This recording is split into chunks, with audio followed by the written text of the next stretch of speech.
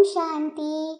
आज की मुरली में बाबा बोले, मीठे बच्चे, तुम्हें अथाह ईश्वरीय सुख मिला है, इसलिए तुम्हें मायावी सुखों की परवाह नहीं करनी है। वह सुख कागविष्टा समान है। आज का गीत बजा है, बदल जाए दुनिया न बदलेंगे हम। बाबा कहते हैं, इस गीत का थोड़ा तात्पर्य बाप बतलाते हैं। इसमें कोई बदलने की बात ही नहीं। बच्चे बाप को कह नहीं सकते कि हम आपके बच्चे नहीं हैं, परंतु कोई समय बदल जाएंगे। वैसे बच्चे कभी बाप से बदलते नहीं हैं। बच्चे तो है ही, परंतु कुटुंब से जुदा हो जाते हैं। अब यह तो है बेहद का बाप। कहते हैं, मैं अपने परम धाम में रहता था। जैसे तुम आत्माएं यहाँ आकर पाठ बजाती हो, गृहस्थी बनती हो, वैसे मुझे भी आकर गृहस्थी बनना पड़ता है। यह सम्मुख तुम मुझे माता पिता कहते हो। भर आगे भी तुम पुकारते थे, तुम माता पिता हम बालक तेरे, परंतु उस समय में गृहस्थी नहीं था। इस समय आकर गृहस्थी बना हूँ। गृहस्थी भी 2-4 बच्चों का नहीं, ढेर के ढेर बच्चे आते जाते हैं। भल कहते हैं हम बदलेंगे नहीं, परंतु माया बदला देती है। बाप है ऊंचे ते ऊंच, इनसे ऊंच बाप कोई हो नहीं सकता। साधारण मनुष्य तन में प्रवेश किया है। बच्चे जानते हैं भविष्य 21 जन्मों के लिए पुरुषार्थ अनुसार जायदाद मिलती है। बहुत है जो चलते चलते फिर बदल जाते हैं, क्योंकि यह है माया की लड़ाई। आगे तुम माया के थे, अभी बाप ने अडॉप्ट किया है। उस तरफ है माया का सुख, यहाँ तो वह सुख नहीं है, तो माया के सुख अपनी तरफ खींच लेते हैं। यहाँ तुमको है गुप्त सुख, जानते हो भविष्य में अथाह सुख लेंगे।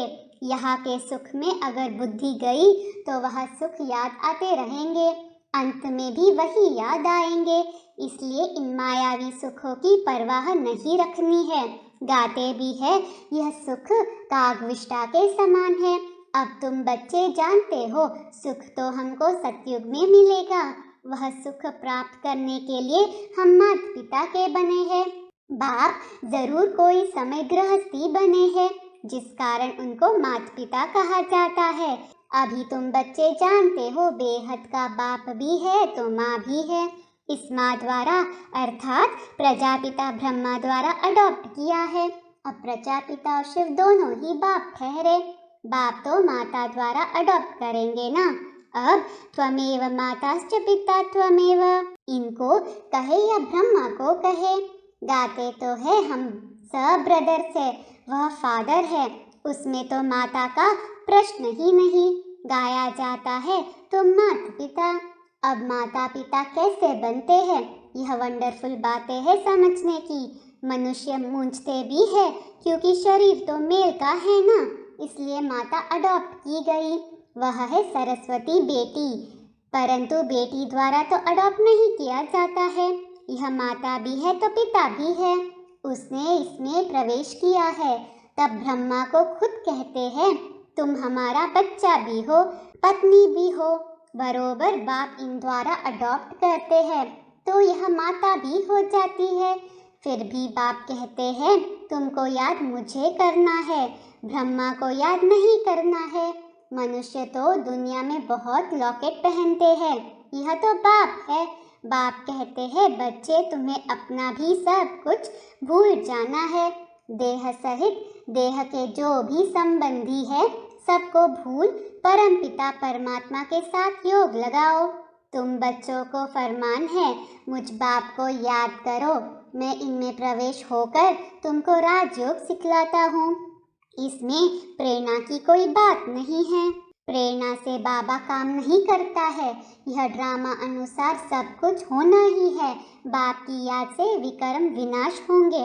बाकी किसी देहदारी को याद करने से टाइम वेस्ट हो जाता है। दूसरे के साथ बुद्धि योग लगाते हो तो गोया बाप से नाफरमान बरदार बनते हो। बाप को याद करने में मेहनत है, इसमें ही भूल होती है। बाप कहते हैं, तुम हो आशिक, चलते फिरते मुझ माशूक को याद करने का पुरुषार्थ करो। गीत में भी भगवान उवाच है, मामेकम याद करो, देह सहित देह के सब संबंध छोड़ अपने को आत्मा समझो। यह कौन कहते हैं, शिव बाबा या श्री कृष्ण? किसको याद करना है? श्री कृष्ण तो संगम पर हो न सके, हाँ कृष्ण की आत्मा जरूर है, वह भी सीख कर औरों को सिखाते हैं। यह है मुख्य पहला नंबर प्रिंस। इनके साथ और भी तो है ना, राधे भी साथ में है, परंतु फर्स्ट प्रिंस यह है, राधे तो फिर भी बाद में है, पहले इनका नाम है। यह कितनी गुह्य बातें हैं, इसलिए बाप कहते हैं मुख्य एक ही बात को उठाओ। गीता कृष्ण ने नहीं गाई, कृष्ण को भगवान नहीं कह सकते, इस बात में ही सारी बात है जीतने की। एक बाप ही ब्राह्मण, देवता, क्षत्रिय यह तीन धर्म स्थापन करते हैं। पहले डेटिज्म, फिर इस्लामिज्म, बुद्धिज्म, क्रिश्चियनिज्म, बस और छोटे छोटे धर्म तो बहुत है। सदगति होती है गीता के भगवान द्वारा। सर्व का सदगति दाता बाप है, सर्व का जगत गुरु भी एक ही सदगुरु है। सदगुरु अर्थात सदगति करने वाला। यह सबको अच्छी तरह समझा सकते हो। जो बाबा की मुरली निकलती है, सब स्टूडेंट को हक है मुरली अच्छी तरह पढ़ने का। जिनको मुरली का शौक होगा वह 3-4 बारी मुरली जरूर पढ़ेंगे। मुरली बिगर और कुछ सूझना ही नहीं चाहिए। मुरली को कोई 5-8 बारी अच्छी रीति पढ़े तो ब्राह्मणी से भी ऊंच जा सकते हैं। सबको अपनी उन्नति करनी है। वास्तव में ब्राह्मणियां है मोस्ट ओबीडियंट सर्वेंट। कोई की अच्छे खान पान तरफ बुद्धि गई तो मरने समय भी वह याद आ जाएगा। इस समय ही सर्विस लेते रहे तो खल्लास। सर्विस पर रहने वाले सदैव ओबीडियंट होकर रहेंगे।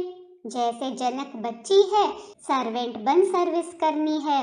बाप भी सर्वेंट है ना। कहते हैं मैं ऊंचे ते ऊंच कितने साधारण तन में आया हूँ। मैं कोई घोड़ा गाड़ी आदि नहीं मांगता हूँ। यह तो फिर भी बाप है।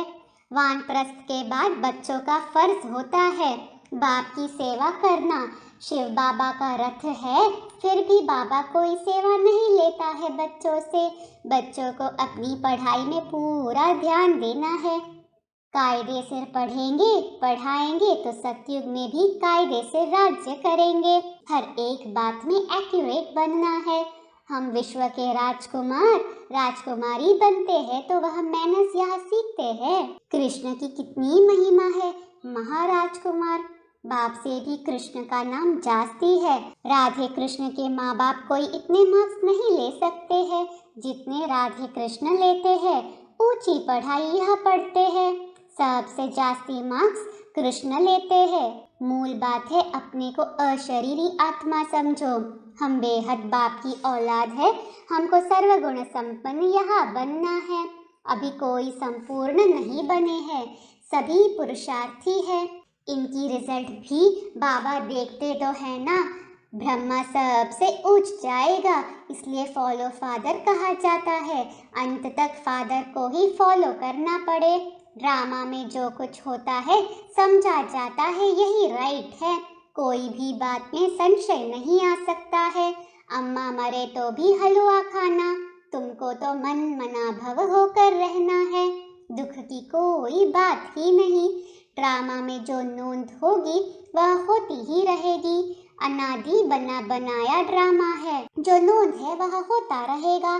बच्चों का काम है पुरुषार्थ कर अपना जीवन हीरे जैसा बनाना। कर्मेंद्रियों से कोई उल्टा काम नहीं करना है, ऐसे नहीं जो भाग्य में होगा। पुरुषार्थ करना है, बाबा को पूरा समाचार भी देना है। जो अच्छी सर्विस करते हैं वही बाबा की दिल पर चढ़ते हैं, तख्त नशीन होते हैं। बाप तो चाहते हैं बच्चे अच्छी रीति पढ़कर बाप के कंधे पर चढ़ जाए। इम्तिहान तो एक ही है, परंतु मर्तबे की वैरायटी कितनी है।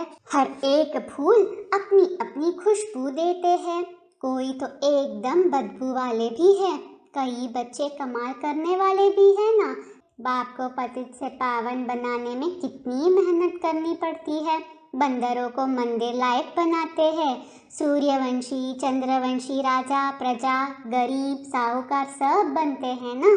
पुरुषार्थ कर ऊंच पद पाना है, नहीं तो जन्म जन्मांतर के लिए वही बन जाएंगे, फिर बहुत पछताना पड़ेगा। बाबा से हमने पूरा वर्षा नहीं लिया, टीचर गुरु भी कहेगा फॉलो करो। यह तो बाप टीचर गुरु एक ही है, supreme father, supreme teacher, supreme गुरु भी है। वह निराकार ही नॉलेजफुल है, उनसे ही वर्षा मिलता है। सर्व का सद्गति दाता वह है जिसकी सब साधना करते हैं। साधु अर्थात साधना करने वाले, फिर किसको मुक्ति दे कैसे सकते?